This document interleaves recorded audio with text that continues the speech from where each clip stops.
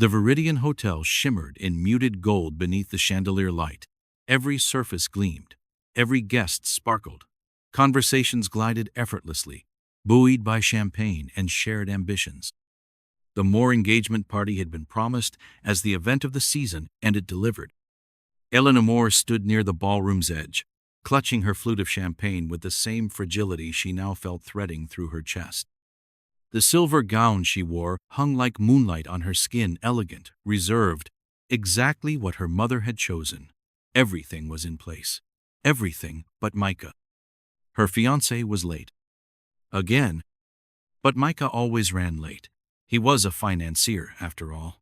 Young, brilliant, brutal in the boardroom. That's how he'd made it this far. How he'd made himself essential to her father's circle. And how, in the end, her parents had deemed him the perfect match. She checked her watch. The stem of her glass trembled. Then the ballroom doors opened. People turned. The air shifted. Micah walked in hand with someone else. The woman wore crimson. Not just red, but the kind of red meant to provoke. She walked like she owned the room, and Micah didn't look surprised to be with her. He didn't look apologetic. He looked relieved. Elena couldn't breathe. They walked straight toward her, and the world narrowed. No one spoke. No one moved. A champagne flute shattered in the background. Micah stopped a few steps away. "Elena," he said, voice calm, almost weary. "I'm not marrying you." The words dropped like whetstone, cold, final. For a moment she thought he might laugh, say it was a mistake, say the wrong name, anything. But instead, he continued, still holding the other woman's hand. "This arrangement was never love. It was legacy. Leverage. I don't need it anymore." "Micah," she whispered numb. "You proposed to me." He gave a half smile, the kind that doesn't reach the eyes. "Or maybe our families just talked, and you assumed it meant more." Then, as if rehearsed, the woman beside him leaned in. "He means he's with me now," she said, voice like silk wrapped around poison. Elena's heart dropped somewhere behind her ribcage. The silence around her grew louder. From behind her, her mother's voice sliced through the quiet. "Elena." Elena turned, as if seeking safety. But her mother's eyes were ice. "You've embarrassed us." Elena started, but the words died in her mouth. "If you can't secure a husband of value," her mother hissed, "you are no longer a daughter of mine." And just like that, the ballroom closed in. The future unraveled. The life she had been groomed for gone, like the shimmer on water after a storm. Boston at night was colder than Elena remembered. The heels she wore bit into her skin. The gown, once radiant under chandelier light, now clung damp against her legs in the city air. She walked and walked, not knowing where, not caring why. Somewhere between heartbreak and instinct, she turned into a narrow street and slipped through the door of a quiet bar. No one looked up. The place smelled of aged leather, cheap scotch, and rain-soaked brick. She slid onto a stool that had seen better decades and muttered, "Whiskey. Neat." The bartender didn't flinch, just poured and left. Her hands wrapped around the glass. The burn hit her throat like fire and stayed there. Good. She wanted it to hurt. "You don't seem like a whiskey kind of woman," came a voice from down the bar. She turned. A man sat 3 stools away, dressed in a faded gray t-shirt under an old jacket. Hair messy, eyes unreadable. His voice was quiet, but solid, like someone who didn't speak just to fill the air. "Maybe I wasn't," Elena murmured. "But people change." He tilted his head. "Rough night?" She let out a short, bitter laugh, the kind that starts with a ballroom and ends in a bar. Something in his face softened, but he didn't press. Elena surprised herself. She talked. About the party, the betrayal, the humiliation. Maybe because he didn't interrupt. Maybe because he didn't know her name. Maybe because, for the first time tonight, she didn't have to pretend. When she finished, he was quiet for a moment.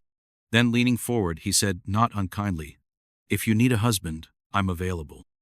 She blinked, then, inexplicably, laughed, really laughed for the first time all evening. You want to marry me? She asked, half sarcastic. He shrugged. You need someone. I'm no one. Seems like a fit. Her smile turned wistful. What's your name? Jack, he said. She raised her glass, eyes glinting through the weight of exhaustion and alcohol. All right then, Jack, she said. Let's get married. Morning arrived without permission. Elena opened her eyes to a room she didn't recognize. The ceiling was low, painted an off-white that had faded into gray over the years. The air smelled faintly of instant coffee and something warmer, like butter or toast. She sat up slowly. Her head throbbed. Then she saw it. A thin silver band on her finger. Simple, weightless, real. Memory returned in fragments. The bar, the stranger, the proposal spoken like a dare, the handshake, the late-night corner store with its flickering fluorescent lights and dusty glass counter. And Jack. She turned her head. He was on the old couch across the room, half covered by a blanket, one arm over his eyes, breathing slow, calm, entirely unaffected. Elena stared. What had she done? She tiptoed to the small bathroom, splashed water on her face, then sat down at the wobbly kitchen table, staring at the unfamiliar world she'd woken up inside. Faded linoleum, a clock with a dying battery, a chipped mug holding mismatched pens. This was her life now, or at least the version she had chosen without meaning to. Jack stirred. Moments later, he padded into the kitchen barefoot, hair messy, wearing the same t-shirt from last night and a pair of sweatpants. Good morning, wife, he said, his voice low and dry. Elena groaned. Please don't say that out loud. He grinned. Fair enough. He made breakfast. Scrambled eggs, toast, black coffee. She ate in silence, her mind spinning. You regret it? He asked, as he cleared his plate. I don't know, she answered honestly. They didn't talk much after that, but Jack didn't seem bothered by the quiet. He moved around the apartment with ease, tossing laundry into the machine, fixing a drawer that stuck, feeding the cat that Elena hadn't noticed was sleeping behind the fridge. By day 3, she realized the strangest thing. He had made space for her, a drawer in the dresser, a shelf in the bathroom, a blanket on the couch for when she couldn't sleep. And somehow he wasn't asking for anything in return. No affection, no attention, no explanation. You know this isn't normal, she told him one afternoon, arms crossed as he flipped pancakes. Nothing about us is, he replied without looking up. She had no money of her own. Her bank accounts were frozen, her parents doing, she suspected. Her phone buzzed with messages she couldn't bear to open.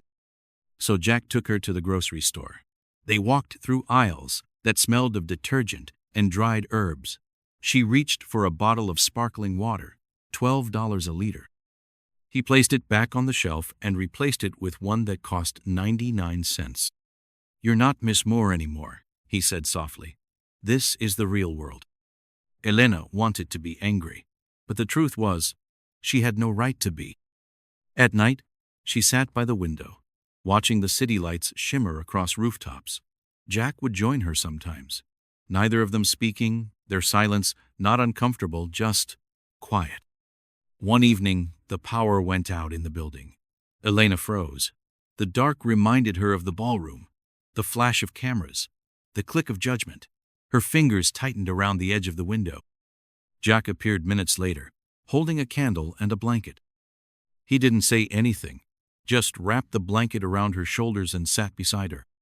No words, no noise, just presence. And somehow, that was enough. Elena had grown up around men who wore silk suits and polished charm like armor. She could read them like text on a page, their ambitions, their pride, their fear. But Jack was different. Or maybe he was just harder to decode. At first, she told herself there was nothing to unravel.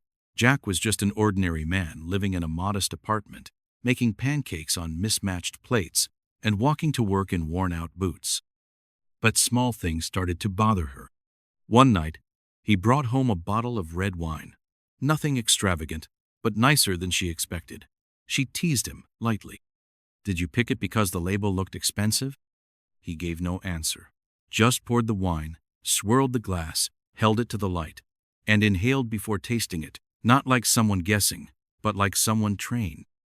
She watched in silence. "Most people don't do that," she said finally. Jack shrugged. "I like what I like." Then there was the car. They passed a luxury dealership one day, and out of curiosity she asked, "If you could own any car, what would it be?" He didn't even pause. "Aston Martin D11, V12, 600 horsepower." She stopped walking. Jack noticed, but kept going. "What?" I read. But it was more than that. It was the way he fixed a broken watch in 2 minutes with tools she didn't know he owned. The way he commented on art as if he'd stood in front of it 100 times. The way he never looked uncertain, even when everything around him looked temporary. And then the drawer. She had been looking for a pen. The top drawer of the kitchen table seemed the logical place. She opened it. There, beneath a few envelopes and a folded map of the subway, was a stack of cash. Not $20 bills. Hundreds. Neat, crisp, bundled together. She lifted it, her breath catching. It wasn't a few $100s. It was several thousand. She didn't hear him enter the room. "Looking for something?" he asked from the doorway.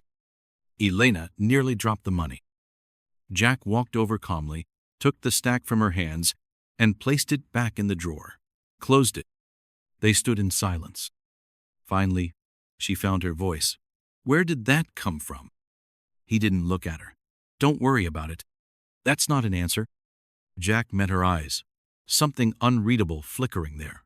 "You married me because you thought I was no one. Now that you've seen a few bills, you want to know everything?"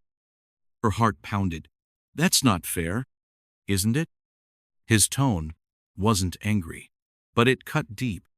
"I just want to understand." He sighed, stepped closer. "You said money didn't matter. You said you needed something real. This," he gestured around the apartment, "was the realest thing I could give." Elena stared at him. The walls felt smaller than before. "What are you hiding?" she whispered. Jack looked away. "Nothing illegal," he said quietly. But it wasn't enough. Because the truth was no longer a whisper. It was knocking at the door. The question lingered between them like smoke. Jack had retreated into silence, returning to his usual rhythm, working odd hours, coming home with groceries, fixing what broke without a word. But something had shifted. Elena could feel it in the way he moved, a slight tension in his shoulders, a certain heaviness in his quiet. He was hiding something. She knew it now, not as a suspicion, but as a fact. She began watching him differently, not suspiciously, just carefully. One afternoon, while tidying the small bookcase in the living room, she found it. A faded envelope, tucked into the back of a thick novel, yellowed with time. The seal had long since broken. Inside was a newspaper clipping, folded into quarters. Her fingers trembled. It was from 3 years ago, a business section feature. The headline read, "Heir to Sterling Enterprises disappears without a trace." There was a photo, black and white, grainy, but unmistakably him. Not Jack, not the quiet man with tired shoes and steady hands. The caption read, "Liam A. Sterling, 28, presumed missing." Elena sat down slowly. Her eyes moved from the photo to the name again and again. Liam. Jack had never mentioned a last name, never volunteered anything about his past. Now she knew why. Sterling Enterprises was no small business. It was one of the most powerful private conglomerates in the country. Real estate, energy, luxury brands. The Sterling name was as old as the city skyline. And Liam Sterling, the heir, had vanished in the middle of a scandal involving his father's questionable dealings. The clipping said he had been last seen at a board meeting, then simply disappeared. Until now. She heard the key turn in the lock. Elena didn't move. Jack stepped in, coat over his arm, keys in hand. His face softened when he saw her, until he noticed the paper in her lap. He stopped mid-step. For a moment, neither of them spoke. Elena stood, holding out the clipping. Her voice was barely more than a breath. "Liam Alexander Sterling," she said. He closed the door slowly. His eyes were unreadable. "Where did you find that?" he asked quietly. "It doesn't matter," she said. "Is it true?" Liam didn't answer right away. Then he crossed the room, sat down in the chair across from her, and folded his hands in his lap. "Yes," he said. Elena stared at him, her world tilted. "You're not Jack. You're not nobody. You're—" He smiled faintly. "Still, the man who made you toast and sat with you when the lights went out." She shook her head, her voice cracking. "Why didn't you tell me?" He looked at her, and for the first time, she saw the tiredness behind his calm. "Because I needed to know who I was without it," he said, "and I needed someone to look at me without seeing a bank account." She lowered herself onto the couch. "I married you because I thought you were poor," she said, almost laughing, almost crying, "because I thought we were starting from nothing." "We were," he said. "I had money, but I had nothing else." She pressed her palms to her face. He moved closer. "I never lied about what mattered," Liam said gently. "I never pretended to be someone I'm not. I just stepped away from the noise." Her hands dropped, and now Liam reached for something in his coat pocket, a small velvet box. He opened it. Inside was a ring, elegant, simple, but unmistakably valuable. "This," he said softly, "is not because of money. It's because of choice." He held it out to her. "I don't want to be the man you ended up with by accident. I want to be the man you choose, now that you know the truth." Tears blurred her vision. Elena looked at him, really looked. And then, without a word, she held out her hand. The air was soft that morning, threaded with the scent of apples and roasted coffee. At the weekend farmer's market, the world felt smaller, slower. Elena walked beside Liam, her canvas tote filling with fresh bread and green pears, the rhythm of ordinary life soothing the nerves that still buzzed from the truth she now carried. They stopped at a vendor selling dahlias, soft yellow petals bright beneath the sun. Liam picked one from the bunch and tucked it behind her ear without a word. She smiled. Then a voice behind them sliced through the warmth like a cold blade. "Elena?" She turned slowly. Micah stood a few steps away, dressed in a suit that cost more than most used cars. Beside him, a woman with sleek blonde hair and two sharp heels leaned into his arm. Elena's stomach turned, but she held her posture. Micah's expression twisted into something between surprise and amusement. "Well," he said, glancing at her clothes, at the canvas bag, then finally at Liam. "Didn't expect to see you here. You've gone rustic." The woman beside him, clearly his latest prize, smirked as her eyes swept over Liam. "And this must be your new life." Liam said nothing. His hand rested lightly at the small of Elena's back, calm, steady. Elena met Micah's gaze. "This is Liam," she said. "My husband." Micah arched a brow. "Your husband? Does he have a last name?" She didn't answer. The woman let out a soft, mocking laugh. "You used to wear diamonds, now you wear cotton. That's one kind of transformation." Elena felt the old anger stir. Not rage, just clarity. She looked at Liam, not a man in disguise, not a mask, just Liam. And then she turned back to the people who had once defined her world. "At least he didn't use me to climb a ladder," she said. Micah's smile flickered. Liam finally spoke. "Some things are worth building quietly." There was no bite to his words, just truth. Micah frowned, as if some part of him recognized the weight behind that voice. For a moment, he looked almost uneasy. But the woman beside him snorted, "Whatever you're doing, enjoy it while it lasts." They walked away. Elena stood still, the air thick with memory and unfinished conversations. Liam leaned toward her, voice low. "Do you want to leave?" She shook her head. "No," she said. "They don't get to decide what I enjoy." They bought another loaf of bread, a few peaches. The sky stayed soft above them. And as they walked back to the apartment, hands full and heart steady, Elena felt something shift again, this time not from loss, but from grounding. The living room was quiet when the letter arrived. It had no return address, only her name written in neat, formal handwriting. Elena opened it with steady fingers, unsure why her pulse picked up. Inside was a legal document, folded in thirds, and a note written on heavy stationery. She read the name at the bottom first. Sterling Foundation. Her eyes moved over the page again. It was an invitation, no, a proposal. A new charity initiative Liam had been quietly developing in the background, focused on women displaced by family rejection, economic violence, or public humiliation. It was her story. Not sanitized, not rewritten, just repurposed. At the bottom of the page, Liam had signed his full name for the first time in front of her. Liam Alexander Sterling. And beneath it, in his handwriting, just 5 words. If you still want in. She sat with the letter for a long time. Not because she was unsure, but because she understood what it meant. He wasn't asking her to play a role. He was asking her to stand beside him, on equal ground. That evening, when he walked through the door, she didn't speak. She simply held up the signed paper. He looked at it, then at her. "You're in?" he asked, voice quiet. "I was always in," she replied. 6 months later, the Sterling Foundation held its first formal gala.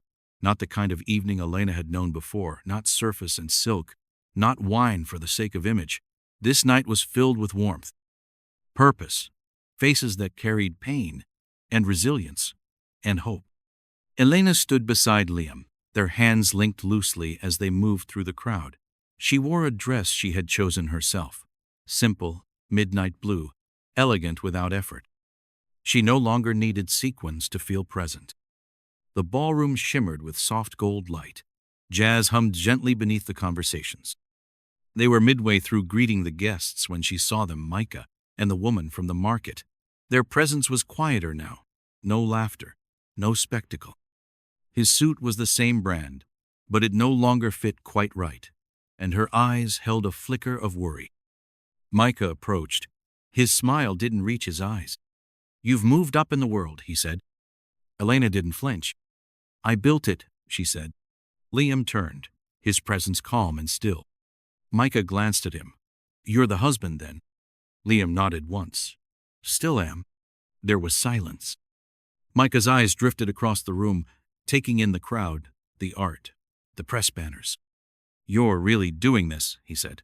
"The whole public redemption thing." Elena didn't bother to reply. Some things didn't deserve an answer.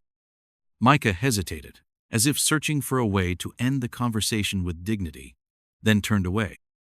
Liam looked down at her after they left. "Still standing," he said softly. She smiled, stronger than before. Later that year, on a quiet beach in Maine, Elena sat beneath a striped umbrella, watching 2 children, a boy and a girl, just past toddler age, chasing the tide with laughter in their throats. Liam walked up from the shoreline, the twins clinging to his hands. They looked up at her as if she were the center of gravity. He sat beside her, brushing sand from his arms. "You ever think about that night?" he asked. "The bar?" He nodded. "Sometimes," she said, "but it feels like it happened to someone else." He leaned back on his palms, eyes on the horizon. "That woman," he said, "was brave." "No," Elena replied. "She was broken." He turned his head to her. She still made a choice. She looked down at her wedding ring, the same silver band he'd replaced later with something finer, but which she still kept in a drawer, like a secret they both agreed to remember. "I'd choose it again," she said. Liam didn't speak. He just took her hand. They watched their children run, their laughter like wind through tall grass. And somewhere between then and now, between who they were and who they'd become, Elena understood the quiet truth of it all. What they had wasn't an accident. It was the second chance no one saw coming, and she had taken it with open eyes.